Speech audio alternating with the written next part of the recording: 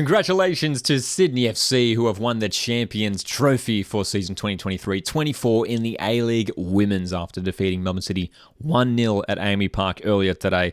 What a win for Sydney FC and incredible defensive performance. I mean, that was the big takeaway for me in this game. Rock solid at the back were the Sky Blues and deserved winners in the end. A fascinating match, though.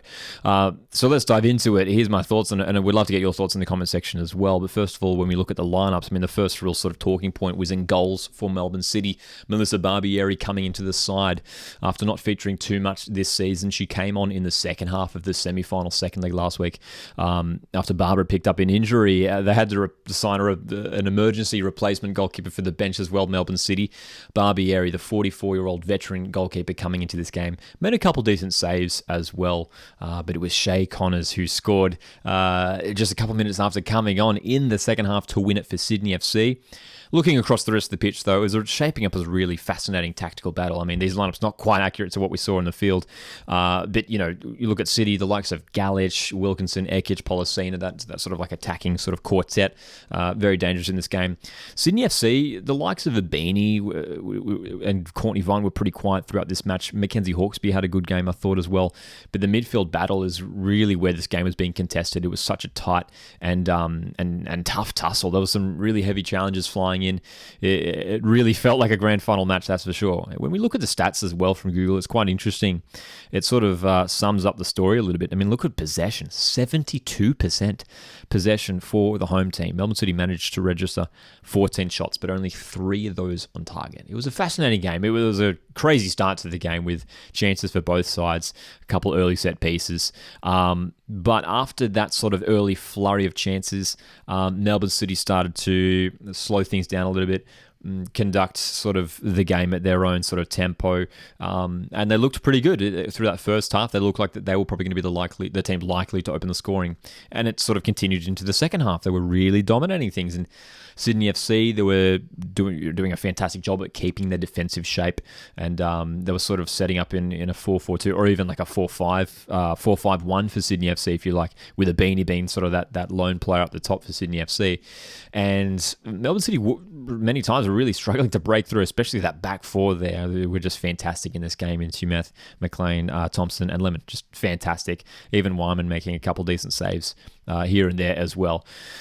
Sydney FC, they didn't look too dangerous going forward, but it was that one opportunity that they had to take, and they did the job in the end. And what a goal it was from Shea Connors, who received an absolutely unbelievable pass from 16-year-old Indy Dos Santos, who lobbed it over the top for Connors, who had literally just come off the bench to score a massive goal, probably the most important goal of her career, to win Sydney FC the championship.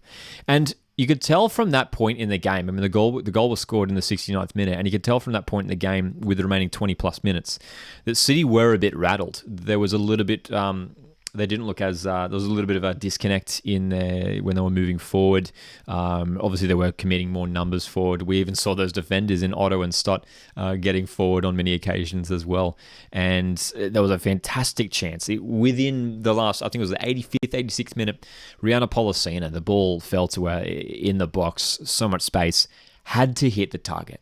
And that was the crucial moment in this game for Melbourne City. And they had a couple moments earlier on, but that was such a clear-cut opportunity. And especially a fantastic player like Polosina. You'd expect her to take that opportunity. She'll be disappointed with that. And Melbourne City will be disappointed that they didn't take their chances. But again, you look at the stats, and that's sort of where City really let themselves down. I mean, 14 shots and only 3 of those on target. I mean, compare that to Sydney FC, also getting the same shots on target, but only with 6 shots total. Sydney were really limited, starved of chances. It was all Melbourne City with their possession. And, you know, they were getting into good positions of the field too. Sydney were just putting in such a desperate and impressive defensive effort to hold out this Melbourne City attack, who were pushing, who were looking... You were thinking surely they were going to find that late equaliser. And again, that Polosina chance was the moment for Melbourne City. They couldn't get it in the end. What a defensive performance from Sydney FC, who pick up their 5th A-League Women's Championship. It's an incredible effort. They're an ever-present team when it comes to Grand Final Day in the A-League Women's. It's a credit to Ante Juric, who's done a fantastic job with the squad as well. Another Grand Final win for him as coach. back-to-back after winning the last grand final last year against Western United. What a team this Sydney FC side is. They were disappointed that they missed out in the premiership, but they picked up the big one, the championship this time around. Sydney FC 1, Melbourne City 0. What were your thoughts on the match?